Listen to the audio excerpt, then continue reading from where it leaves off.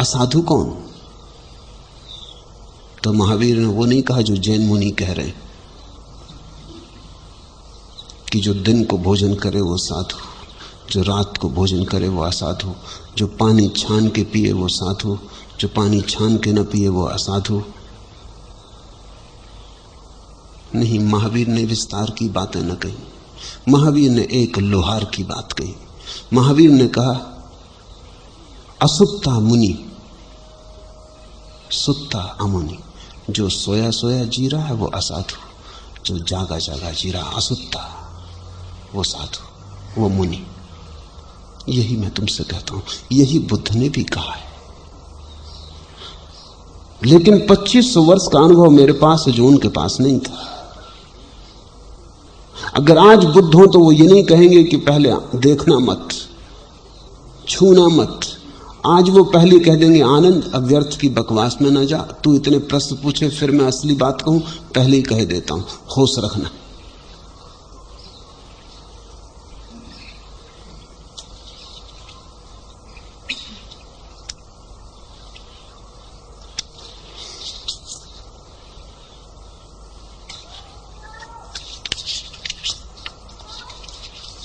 तीसरा प्रश्न, बुद्ध कहते हैं अल्पतम पर, अत्यंत जरूरी पर ही जियो। आप कहते हैं कंजूसी से कुनकुने मत जियो, अतिरिक्त में जियो। हम दोनों के बीच कैसा तालमेल बिठाएं? तालमेल बिठाने को कहा किसने? बुद्ध ठीक लगे, बुद्ध की बात मान लो, मैं ठीक लगूं, मेरी बात मान लो। तालमेल बिठाने को कहा किसने? एलोपैथी होम्योपैथी में तालमेल बिठाना भी मत।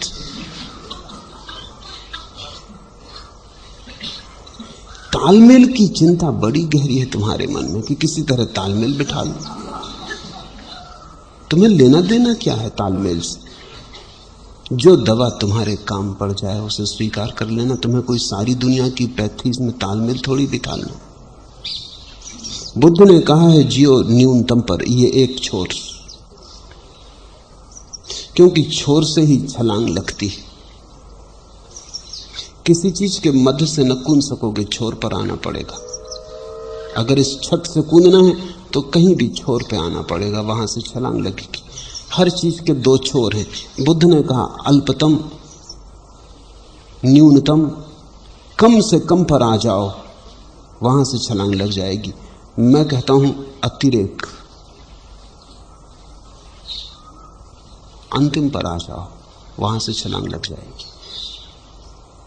बुद्ध कहते हैं दीन दरिद्र भिक्षु हो जाओ, मैं कहता हूं सम्राट बन जाओ। मगर दोनों छोर हैं।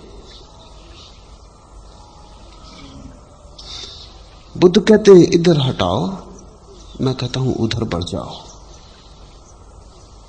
तालमेल मत बिठालना, नहीं तुम बीच में खड़े हो जाओ। तुम कहोगे अब ये भी कहते हैं कि बिल्कुल छोड़ दो, मैं कहता हूं कुछ छोड़ने की जरूरत नहीं। तुम कहोगे आधा पकड़ो आधा छोड़ो, इधर बीच में खड़े हो जाओ। ये समन्वय, ये तालमेल तुम्हें मार डालेगा। कोई जरूरत नहीं है तालमेल बिठाने की। बुद्ध परिपूर्ण, मेरी बात जोड़ने से कुछ फायदा ना होगा, नुकसान होगा। प्रत्येक व्यवस्था पूरी है। बुद्ध ने जो दिया है वो पूरी व्यवस्था है, उसमें रत्ती भर कमी नहीं। वो यंत्र अपने आप में परिपूर्ण। मेरी बातों को उसमें मत जोड़ देना। मैं तुम्हें जो दे रहा हूं वो परिपूर्ण है, उसमें बुद्ध को कुछ जोड़ने की जरूरत नहीं है।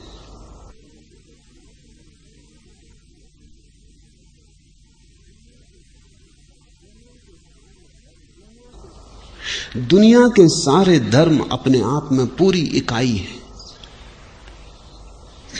और झंझट कब खड़ी होती? जब तुम्हें कोई समझाने वाला मिल जाता हो, कहने लगता अल्लाह ईश्वर तेरे नाम, सबको सन्मति दे भगवान, तब तालमेल शुरू हुआ, उपद्रव शुरू हुआ। अल्लाह पर्याप्त है, उसमें राम को जोड़ने की कोई भी जरूरत नहीं। राम पर्याप्त है, उसमें अल्लाह को जोड़ने की कोई जरूरत नहीं। और महात्मा गांधी भी जोड़ ना पाए, कहते रहे जुड़ सकता नहीं। मरते वक्त जब गोली लगी तो अल्लाह ना निकला, राम निकला। उस वक्त दोनों निकल जाते, अल्लाह राम। वो नहीं हुआ, वो जुड़ते नहीं, वो इकाइयां अलग अलग हैं। मरते वक्त जब गोली लगी तब वो भूल गए अल्लाह ईश्वर तेरे नाम, तब राम ही निकला। वही निकट था। अल्लाह तो राजनीति थी, राम हृदय था। अल्लाह तो जिन्ना को समझाने को कहे जाते थे, भीतर तो राम की ही गूंज थी। और जिन्ना को ये चालबाजी दिखाई पड़ती थी, इसलिए उसको कुछ असर ना पड़ा। मेरे पास तुम तालमेल बिठाने की बात ही छोड़ दो। मैं कोई समन्वयवादी नहीं हूं, मैं कोई सारे धर्मों की खिचड़ी नहीं बनाना चाहता हूं। प्रत्येक धर्म का भोजन अपने आप में परिपूर्ण है, वो तुम्हें पूरी तृप्ति देगा। जब मैं बुद्ध पे बोल रहा हूं, या जब मैं ईसा पे बोलता हूं, या महावीर पे बोलता हूं, तो मेरा प्रयोजन ये नहीं कि तुम इन सबको जोड़ लो। इन पे मैं अलग अलग बोल रहा हूं इसलिए ताकि हो सकता है किसी को बुद्ध की बात ठीक पड़ जाए, किसी को महावीर की ठीक पड़ जाए, किसी को कृष्ण की ठीक पड़ जाए, जिसकी जहां से ठीक पड़ जाए। रास्ते थोड़ी गिनने, गुठलियों का थोड़ी हिसाब रखना है, आम खाने। तो तुम तालमेल बिठाओगे किस लिए? तुम्हें बुद्ध की बात जमती, फिक्र छोड़ो मेरी, कुछ लेना देना नहीं मुझसे। फिर तुम उसी मार्ग पर चले जाओ, वहीं से तुम्हें परमात्मा मिल जाएगा। वो रास्ता परिपूर्ण है, उसमें रत्ती भर जोड़ना नहीं। अगर तुम्हें बुद्ध की बात नहीं जमती, मेरी बात जमती, तो भूल जाओ सब बुद्धों को, क्योंकि उनकी याददाश्त भी बाधा बनेगी। और मन का एक बड़े से बड़ा उपद्रव यही है कि वो कभी किसी एक दिशा के प्रति पूरा समर्पित नहीं होता। एक कदम बाएं जाते हो, एक कदम दाएं जाते हो, कभी आगे जाते, कभी पीछे जाते। जिंदगी के आखिर में पाओगे वहीं खड़े खड़े घिसटते रहे हो जहां पैदा हुए थे। गति ऐसे नहीं होती, गति तो एक दिशा में होती। चुन लिया पश्चिम तो पश्चिम सही, फिर भूल जाओ बाकी तीन दिशाएं हैं भी, माना की हैं, और कुछ लोग उन दिशाओं में भी चल रहे हैं, वो भी माना, लेकिन वो दिशाएं तुमने छोड़ दी। तुम पश्चिम जा रहे हो तो तुम पश्चिम ही जाओ। ऐसा ना हो कि एक हाथ पूरब जा रहा है, एक पश्चिम जा रहा है, एक टांग दक्षिण जा रही। तालमेल तो ना बैठेगा। उस तालमेल की चेष्टा में तुम बुरी तरह खंडित हो जाओगे। और यही गति मनुष्य की हो गई।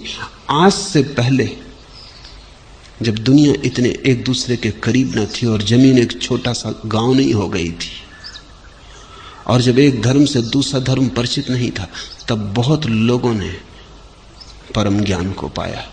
जैसे जैसे जमीन सिकुड़ी और छोटी हुई और एक दूसरे के धर्म से लोग परिचित हुए, वैसे ही धार्मिकता कम हो गई। उसका कारण यह कि सभी के मन में सभी दिशाएं समा गई। कुरान भी पढ़ते हो तुम, गीता भी पढ़ते हो, न तो गीता में डूब पाते न कुरान में डूब पाते। जब कुरान पढ़ते हो तब गीता की याद आती, जब गीता पढ़ते हो तब कुरान की याद आती, और तालमेल बिठाने में लगे रहते। नहीं, दुनिया का प्रत्येक धर्म अपने आप में समग्र है, न उससे कुछ घटाना है न उसमें कुछ जोड़ना है। वो पूरी व्यवस्था है। तुम्हें जच जाए उसमें उतर जाना है और बाकी सबको भूल जाना है। यही तो अर्थ है गुरु चुनने का, कि तुमने देख लिया, पहचान लिया, खोजा, सोचा, चिंतन किया, मनन किया, पाया कि किसी से मेरा तालमेल बैठता है। दो व्यवस्थाओं में तालमेल नहीं बिठाना, तुम में और किसी व्यवस्था में तालमेल बैठ जाए, इसकी समझ पैदा करनी। कहां इस आदमी से मन भाता है, रस लगता है, और हर आदमी को अलग अलग रस लगेगा। अब मीरा को तुम बुद्ध में लगाना चाहो तो न लगा सकोगे, और अगर तुम सफल हो जाओ तो मीरा का दुर्भाग्य होगा, वो भटक जाएगी। उसे तो कृष्ण से ही लग सकता था, नाच उसके रोए रोए में समाया था। बुद्ध उस नाच को मुक्त नहीं कर सकते थे। बुद्ध की व्यवस्था में नाच की सुविधा नहीं। वो उनके लिए है जो नाच छोड़ने में रस रखते, वो उनके लिए है जो गति छोड़ने में रस लगते। मीरा को न जमती बात, बुद्ध की कोई बांसुरी ही नहीं है, बुद्ध के पास नाचने में बात बेमौजू होती। बुद्ध की मूर्ति के पास नाचोगे तो तुम्हें भी अजीब सा लगेगा, असंगत लगेगा। ये मूर्ति नाचने के लिए नहीं है, इस मूर्ति के पास तो चुप होकर बैठ जाना है, इसके पास तो पत्थर हो जाना है, इसके पास तो ऐसे अकंप हो जाना है कि पता ही ना चले कि तुम आदमी हो कि संगमरमर हो, तो ही तुम बुद्ध के रास्ते पे जा सकोगे। अगर नाचने की थोड़ी भी भावदशा हो तो कृष्ण को देखना, फिर वहां मोर मुकुट वाले कृष्ण से कुछ बात बन सकती। वो आदमी इसीलिए, उनकी बांसुरी फिर तुम्हारे भीतर छिपे नाच को मुक्त कर देगी। और मुक्ति का कोई अर्थ नहीं होता, मुक्ति का यही अर्थ होता है तुम्हारे भीतर जो छिपा है वो प्रकट हो जाए, खिल जाए। अगर तुम एक कमल अपने भीतर छिपाए हो तो वो खिल जाए हजार हजार पखड़ियों में, उसकी सुगंध लुट जाए हवाओं में। अगर तुम नाच छिपाए हो तो नाच प्रकट हो जाए। अगर कोई गीत अनगाया पड़ा है तो गा दिया जाए। अगर कोई मौन सधने को बैठा है तो सध जाए। तुम्हारी जो नियति है वो पूरी पूरी उपलब्ध हो जाए। हर आदमी की अलग अलग नियति है, हर आदमी का अलग अलग ढंग है, हर आदमी अनूठा है, बेजोड़ है।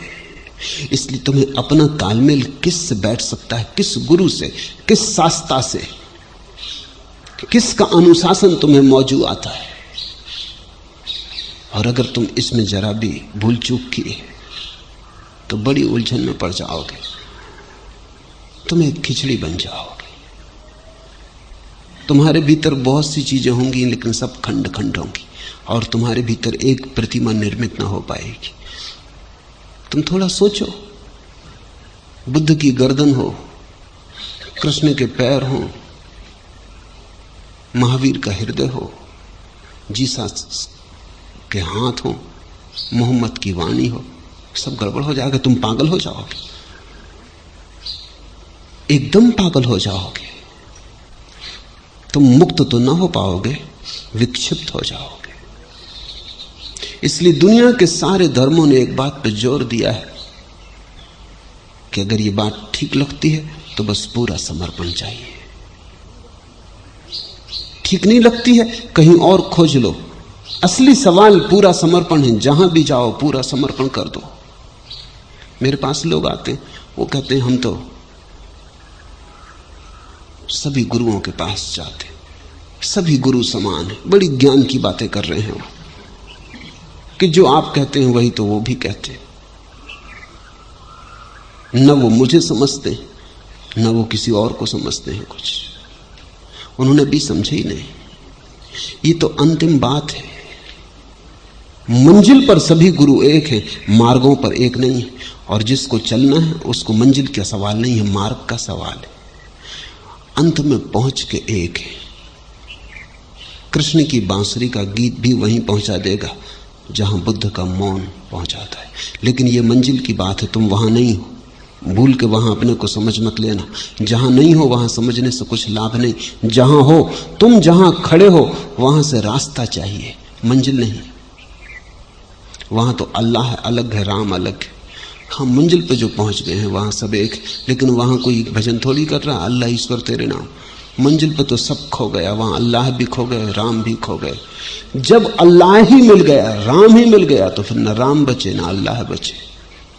वहां तो सब शास्त्र खो जाते, लेकिन वो उपलब्धि की बात है। तालमेल तुम बिठाना मत। मेरी तो दृष्टि यही है कि तुम भरपूर जियो। तुम ऐसे जियो जैसे बाढ़ आई नदी होती। तुम जीवन को उसकी त्वरा में जियो। तुम ऐसे जियो जैसे किसी ने मसाल को दोनों तरफ से जलाया हो। तुम जीने में कंजूसी मत करो। मैं तुमसे त्याग को नहीं कहता, मैं तुमसे कहता हूं तुम भोग में इतने गहरे उतरो कि भोग का अनुभव ही त्याग बन जाए। तेन तक तेन भुंजीता, तुम ऐसा भोगो कि तुम जान लो कि भोग व्यर्थ है और भोग छोड़ना ना पड़े। तुम्हारा ज्ञान ही भोग का छूटना हो जाए। तुम जीवन से भागो मत, भगोड़े मत बनो।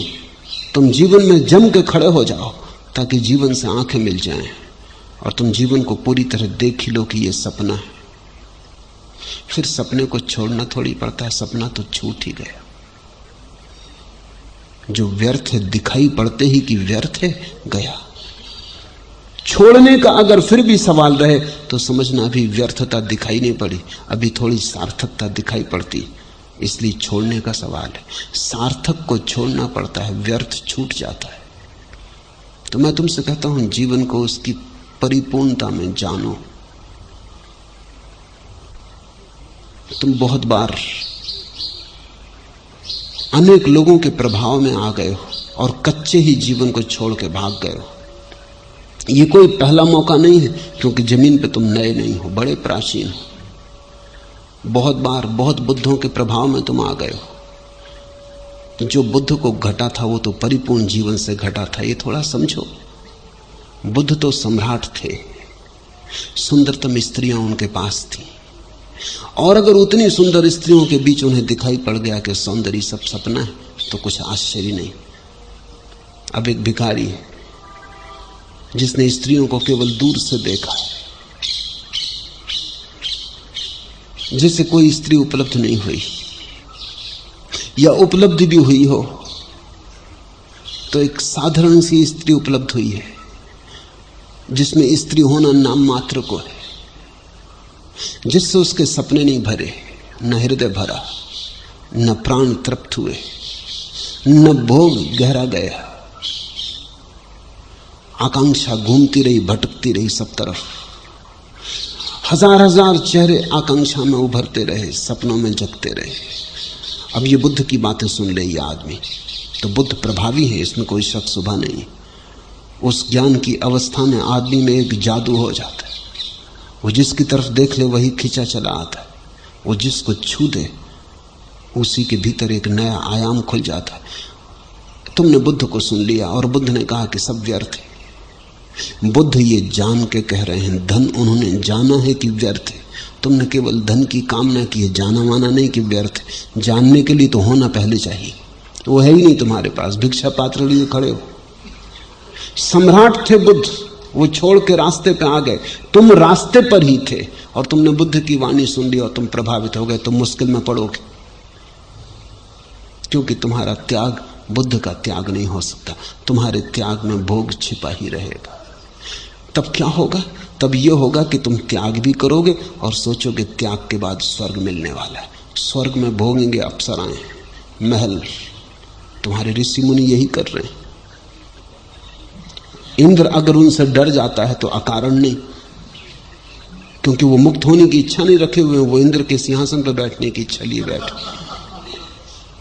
इंद्र का सिंहासन डोलने लगता है पुराणों में, वो तो प्रतीक है। वो ये बता रहा है कि ऋषि मुनि वस्तुतः ऋषि मुनि नहीं, वो भी आकांक्षा कर रहे हैं स्वर्ग में सिंहासन की, और जहां आकांक्षा है वहां प्रतिस्पर्धा है। और जो पहले से सिंहासन पर बैठा है वो जरूर घबराएगा। अब तुम अगर राष्ट्रपति होना चाहो तो राष्ट्रपति घबराएगा कि ये आने लगे सज्जन, डरो। अब तुम अगर अप्सराओं की कामना करने लगे कि उर्वशी को भोगना है तो इंद्र घबराएगा, उसकी उर्वशी छीनने की चिंता में तुम लगे हो। वो तुम्हें डमाएगा, डिगाएगा, आएगा। पुराण की कथाएं अर्थपूर्ण है। वो इतना ही कह रही कि ऋषि अभी ऋषि नहीं, अन्यथा इंद्र को क्या प्रतिस्पर्धा उससे होती।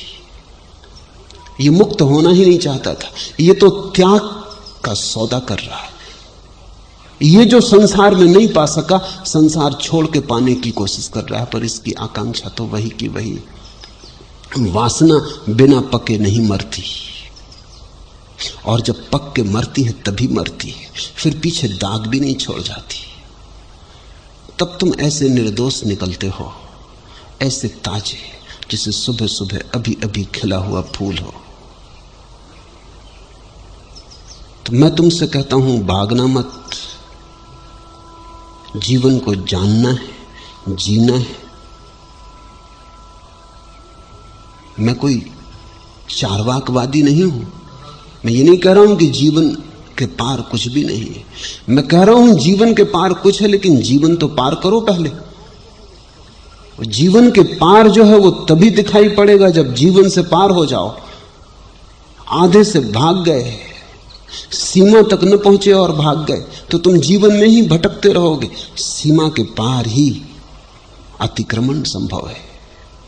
तो मेरी दृष्टि भोग के माध्यम से त्याग तक जाने की, और दूसरा कोई माध्यम इतना कारगर नहीं। इसलिए बुद्ध तो होते हैं, लेकिन कितने लोग उनके पीछे बुद्धत्व को उपलब्ध हो पाते हैं? ना के बराबर, क्योंकि दिशाएं बड़ी भिन्न भिन्न हैं। बुद्ध तो महल छोड़ के भिखारी होते हैं और दूसरा आदमी भिखारी था बुद्ध के पीछे हो लेता है। उन दोनों के अनुभव अलग हैं।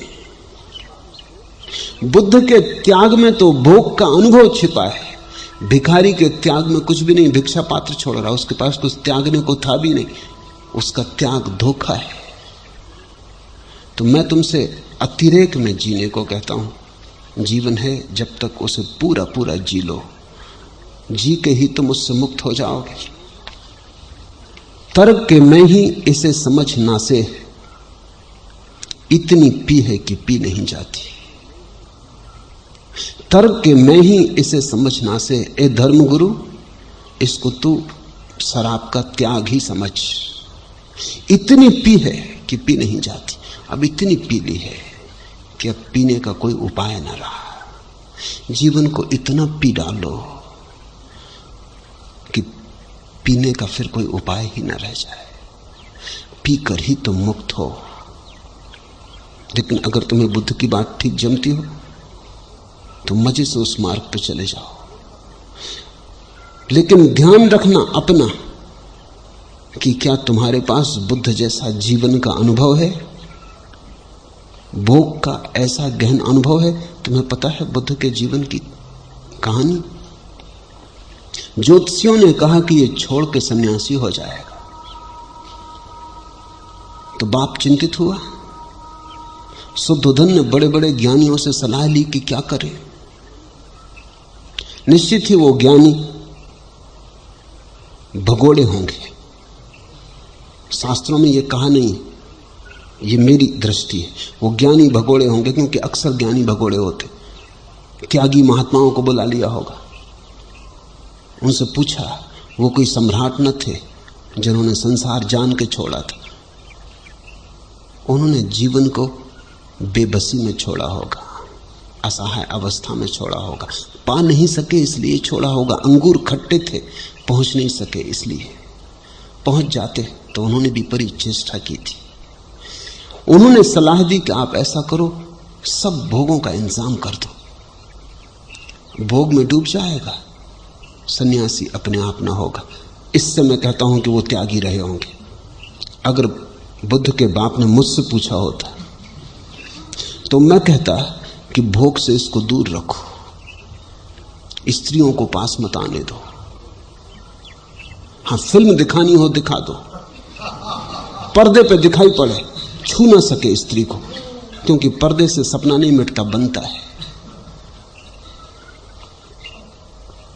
स्त्री को पास मत आने देना। इसको सुख सुविधा में मत डालो। गिट्टियां तोड़वाओ, सड़क पिटवाओ, मेहनत मजदूरी करवाओ, इसको महल में मत टिकने दो। इसकी महल की आकांक्षा कभी ना मरेगी, क्योंकि जिसको जाना नहीं उसकी आकांक्षा होती है, मरती नहीं। ये कभी सन्यासी ना होगा। लेकिन त्यागी महात्माओं ने कहा, उन्होंने विचारों ने अपने अनुभव से कहा, जो उन्हें नहीं मिला था उन्होंने सोचा अगर हमको मिलता, सुंदर स्त्रियां मिलती, महल मिलते, तो हम सन्यासी होते। उनका तर्क साफ है। सन्यासी वो इसलिए हुए कि न सुंदर स्त्रियां मिली न महल मिले, वही इसके लिए भी जमा दो, ये भटक जाएगा उसी में। ये अपना अनुभव वो बता रहे हैं कि हम भी भटक जाएं अगर इंतजाम अभी कोई कर दे। भीतर तो वही चाह रही होगी। मुझे पता नहीं कौन लोग थे वो, उनके नाम का भी कोई उल्लेख नहीं, लेकिन बात जाहिर है कि वो आदमी बीच से भाग गए होंगे, जीवन का अनुभव न रहा होगा। बुद्ध के बाप ने उनकी मान ली। लड़का खोया, बना दिए महल 4, हर मौसम के लिए अलग। जितनी राज्य में सुंदर युवतियां थी सब इकट्ठी कर दी। बुद्ध लड़कियों के बीच ही बड़े हुए,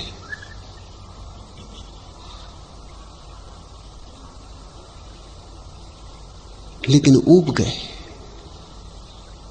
सुंदरतम स्त्रियां उनके पास थी,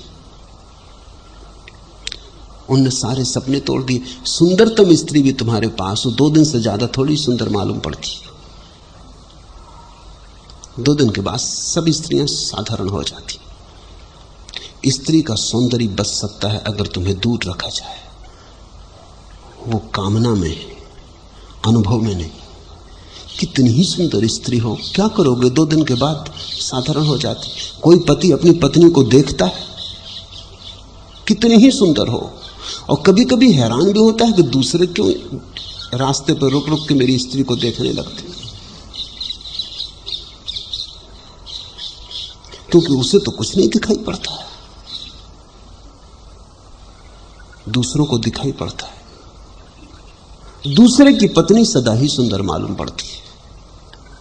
और कभी कभी ऐसा हो जाता है कि तुम्हारी सुंदर पत्नी तुम्हें सुंदर नहीं मालूम पड़ती, घर की नौकरानी साधारण तुम्हें सुंदर मालूम पड़ने लगती, क्योंकि उसमें फासला है। दूर रखो, चीजें सुंदर रहती, दूर के ढोल सुहावने, पास आते ही सपने टूट जाते, यथार्थ खुल जाता। बुद्ध ने उन सारी सुंदर स्त्रियों को देख के ऊब गए, परेशान हो गए, भागने का मन होने लगा। एक रात उठे तो देखा सारी सुंदर स्त्रियां उनके आसपास पड़ी, किसी के मुंह से लार बह रही, किसी की आंख में कीचड़ जमा है, किसी का मुंह खुला है, घर्राटा निकल रहा है। वो एकदम भागे वहां से, क्योंकि इनके पीछे मैं दीवाना हुआ। कोई भी ऋषि मुनि हो जाए ऐसी अवस्था में। धन था, स्त्रियां थीं, वैभव था, ऊब गए, दिखाई पड़ गया इसमें कुछ भी नहीं है। एक बात साफ हो गई कि रोज मौत करीब आ रही और ये सब व्यर्थ है। सत्य को खोजना जरूरी है, अमृत को खोजना जरूरी है। तो बुद्ध तो इस कारण सन्यासी हुए, वो तो मेरे ही सन्यासी, लेकिन बुद्ध से प्रभावित होकर जो सन्यासी हुए वो मेरे सन्यासी नहीं।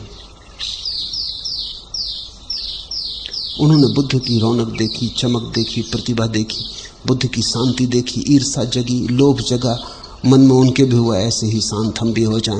लेकिन उन्हें पता नहीं इस शांति के पीछे बड़ा गहरा अनुभव है भोग का। एक बड़ा रेगिस्तान पार करके आए हैं वो,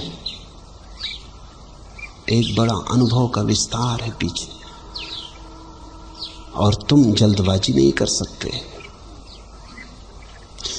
अगर तुम ठीक समझो तो जो मैं तुमसे कह रहा हूं वो वही है जो बुद्ध के जीवन का सार है। मैं तुमसे वो नहीं कह रहा हूं जो बुद्ध कहते हैं, मैं तुमसे वो कह रहा हूं जो बुद्ध हैं। इसलिए मैं कहता हूं भागो मत, जहां हो जो क्षण मिला है उसे इतनी त्वरा से भोग लो कि तुम उसके आर पार देखने में समर्थ हो जाओ, जीवन पारदर्शी हो जाए। बस वहीं से संन्यास की सुबास उठनी शुरू होती, और तब भागने की भी कोई जरूरत नहीं है। रविन्द्रनाथ का एक गीत है जिसमें बुद्ध वापस लौटते और यशोधरा उनसे पूछती है कि मैं सिर्फ एक ही सवाल तुमसे पूछने को रुकी हूं, 12 वर्ष तुम्हारी प्रतीक्षा की है बस एक सवाल के लिए कि तुमने जो जंगल में भाग के पाया, क्या तुम अब कह सकते हो कि यहीं रह के तो नहीं मिल सकता था? अब तो तुम्हें मिल गया। अब मैं एक ही सवाल तुमसे पूछना है कि जो तुमने वहां पाया, क्या वो यहीं नहीं मिल सकता था? और रविन्द्रनाथ ने कविता में बुद्ध को मौन रखा है, कुछ कहलवाया नहीं, कहीं भी क्या। बात तो ठीक ही यशोधरा कह रही, वो यहां भी मिल सकता था।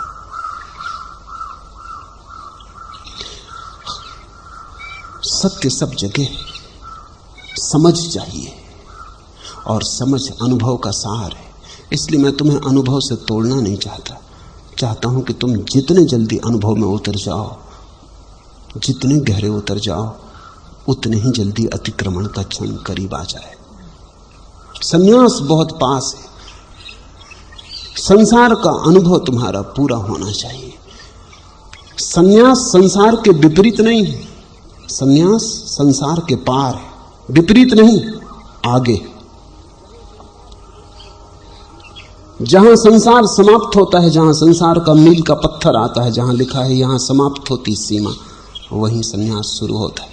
लेकिन संसार पूरा करना ही होगा। अगर अभी पूरा न करोगे फिर लौट के आओगे। बुद्ध को भी शायद तुमने सुना हो, 2500 साल हो गए, तुम 25 बार लौट चुके। तुम मुझे भी सुन रहे हो, अगर मेरी बात तुमने न गुनी तुम फिर लौट के आओगे। परमात्मा तुम्हें वापस इस स्कूल में भेजता ही रहेगा जब तक तुम उत्तीर्ण ही ना हो जाओ। इसलिए मैं कहता हूं जल्दी करो, भागने की नहीं, भोगने की, जागने की, अनुभव को निरीक्षण करने की। अगर ठीक से अनुभव किया जाए तो किसी अनुभव को दोहराने की जरूरत नहीं। एक ही बार अगर पूरे मन से जाग के कोई अनुभव कर लिया जाए तो मुझसे मुक्त हो जाओगे, क्योंकि फिर पुनरुक्ति तो वही है।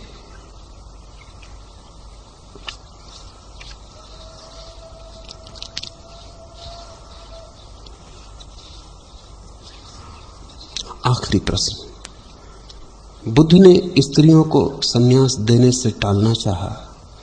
शंकर भी स्त्रियों को संन्यास देने के पक्ष में नहीं थे। संन्यास जीवन का स्त्रियों से ऐसी क्या विपरीतता है? क्या स्त्रियों से उसका कोई तालमेल नहीं है या कम है?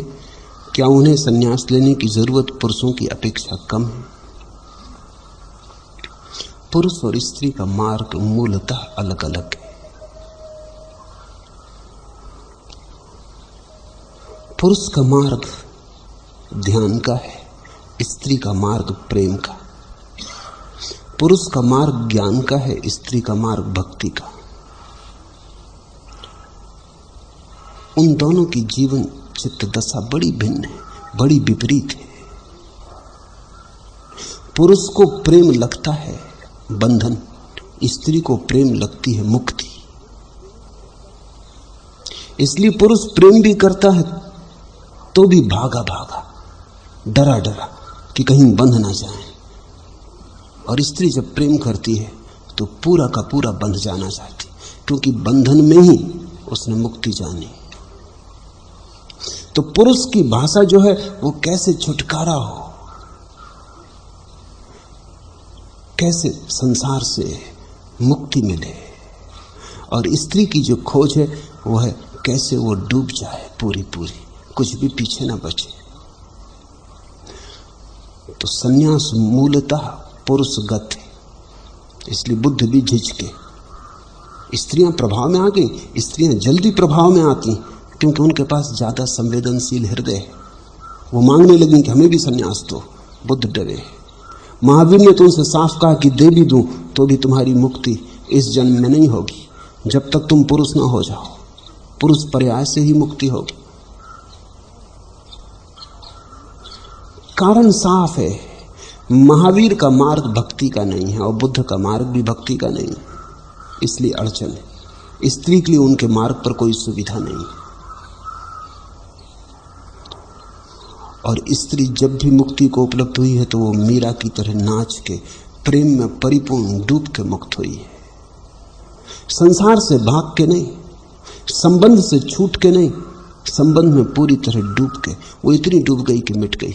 मिटने के दो उपाय, या तो तुम भीतर की तरफ जाओ, अपने केंद्र की तरफ जाओ और उस जगह पहुंच जाओ जहां तुम ही बचे। जहां तुम ही बचे और कोई ना बचा, वहां तुम भी मिट जाओगे, क्योंकि मैं के बचने के लिए तू की जरूरत है। तू के बिना मैं नहीं बच सकता। अगर तू बिल्कुल छूट गया, यही संन्यास है बुद्ध का, महावीर का, मेरा नहीं। बुद्ध महावीर का यही संन्यास है कि अगर तू बिल्कुल मिट जाए तुम्हारे चित्त से तो मैं अपने आप गिर जाएगा, क्योंकि वो एक ही सिक्के के दो पहलू हैं। तू के बिना मैं का कोई अर्थ नहीं रह जाता, मैं गिर जाएगा, तुम शून्य को उपलब्ध हो जाओगे। स्त्री का मार्ग दूसरा है, वो कहती मैं को इतना गिराओ कि तू ही बचे, प्रेमी ही बचे, प्रीतम ही बचे। और जब मैं बिल्कुल गिर जाएगा और तू ही बचेगा तो तू भी मिट जाएगा, क्योंकि तू भी अकेला नहीं बच सकता।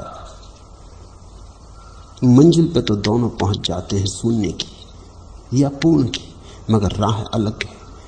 स्त्री मैं को खो के पहुंचती, पुरुष तू को खो के पहुंचता है।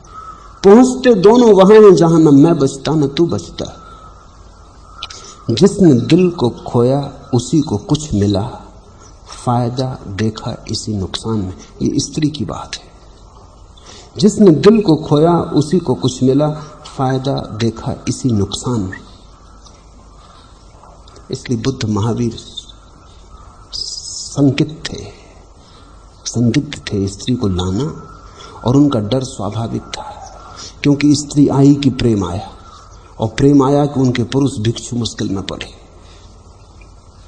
वो डर उनका स्वाभाविक था। वो डर ये था कि अगर स्त्री को मार्ग मिला और स्त्री संग में सम्मिलित हुई तो वो जो पुरुष भिक्षु हैं वो आज नहीं कल स्त्री के प्रेम के जाल में गिरने शुरू हो जाएंगे। और वही हुआ भी। बुद्ध ने कहा था कि अगर स्त्रियों को मैं दीक्षा न देखता तो 5000 साल मेरा धर्म चलता। अब 500 साल चलेगा। 500 साल भी मुश्किल से चला। चलना कहना ठीक नहीं, लंगड़ाया, घिसटा, और जल्दी ही पुरुष अपने ध्यान को भूल गए। पुरुष को उसके ध्यान से डिगाना आसान है, स्त्री को उसके प्रेम से डिगाना मुश्किल है। अगर तुम मुझसे पूछते हो तो मैं ये कहता हूं कि बुद्ध और महावीर ने यह स्वीकार कर लिया कि स्त्री बलशाली है, पुरुष कमजोर है। अगर स्त्री को दिया मार्ग अंदर आने का तो उन्हें अपने पुरुष सन्यासियों पर भरोसा नहीं, वो खो जाएंगे। स्त्री का प्रेम प्रगाढ़ है, वो डुबा लेगी उनको। उनका ध्यान ज्यादा देर न चलेगा, जल्दी उनके ध्यान में प्रेम की तरंगें उठने लगेंगी। स्त्री बलशाली है, होना भी चाहिए। वो प्रकृति के ज्यादा अनुकूल है। पुरुष जरा दूर निकल गया है प्रकृति से, अपने अहंकार में। स्त्री अपने प्रेम में अभी भी पास है। इसलिए स्त्री को हम प्रकृति कहते हैं, पुरुष को पुरुष, स्त्री को प्रकृति। प्रकृति का डर था महावीर और बुद्ध दोनों को। उनके सन्यासियों का डमाडोल हो जाना निश्चित था। लेकिन मैं भयभीत नहीं हूं, क्योंकि मैं कहता हूं स्त्रियां प्रेम के मार्ग से जाएं। और जिनका ध्यान डगमगा जाए, अच्छा ही है कि डगमगा जाए, क्योंकि ऐसा ध्यान भी 2 कौड़ी का जो डगमगा जाता हो। वो डगमगा ही जाए, वही अच्छा। जब डूबना ही है तो नौका में क्या डूबना, नदी में ही डूब जाना। मैं मानता हूं कि प्रेम स्त्री का तुम्हें घेरे और तुम्हारा ध्यान न डगमगाए तो कसौटी पे उतरा सही। और जो प्रेम से न डगमगाए ध्यान वही समाधि तक ले जाए। जो प्रेम से डगमगा जाए उसे अभी समाधि वगैरह तक जाने का उपाय नहीं। वो भाग आया होगा प्रेम से बच के, प्रेम की पीड़ा से बच के, प्रेम से डर के भाग आया होगा। इसलिए मेरे लिए कोई अड़चन नहीं है। मैंने पहला संन्यास स्त्री को ही दिया, ये महावीर और बुद्ध को कहने को कि सुनो, तुम घबराते थे हम पुरुष को पीछे देंगे।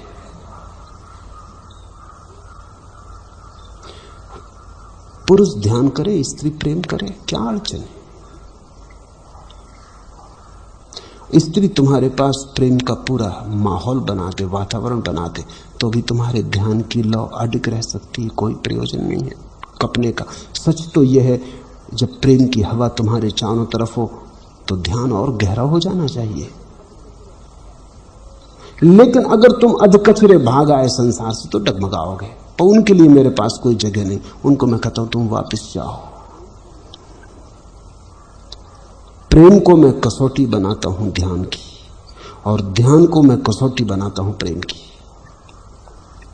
पुरुष अगर ध्यान में हो तो स्त्री कितना ही प्रेम करे, पुरुष डगमगाएगा नहीं।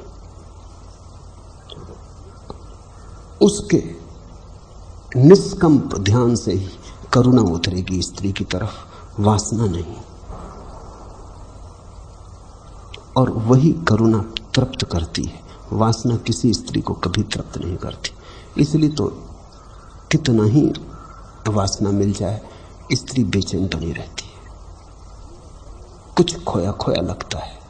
मेरा जानना है कि स्त्री को जब तक परमात्मा ही प्रेमी की तरह न मिले तब तक तृप्ति नहीं होती, और जब तुम किसी ध्यानी व्यक्ति के प्रेम में पड़ जाओ तो परमात्मा मिल गया। तो ध्यान प्रेम को बढ़ाएगा, क्योंकि ध्यान तुम्हारे प्रेमी को दिव्य बना देता है, और प्रेम ध्यान को बढ़ाएगा क्योंकि प्रेम जो तुम्हारे चारों तरफ एक परिवेश निर्मित करता है, उस परिवेश में ही ध्यान का अंकुरण हो सकता है। इसलिए मैं ध्यान और प्रेम में कोई विरोध नहीं देखता। ध्यान और प्रेम में एक गहरा समन्वय देखता हूं, होना ही चाहिए। जब स्त्री और पुरुष में इतना गहरा संबंध है तो ध्यान और प्रेम में भी इतना ही गहरा संबंध होना चाहिए। और जब स्त्री और पुरुष से मिलकर एक जीवन पैदा होता है, एक बच्चा पैदा होता है, तो मेरी समझ है कि ध्यान और प्रेम के मिलने से ही पुनर्जीवन उपलब्ध होता है, तुम्हारा नव जन्म होता है। आज इतना।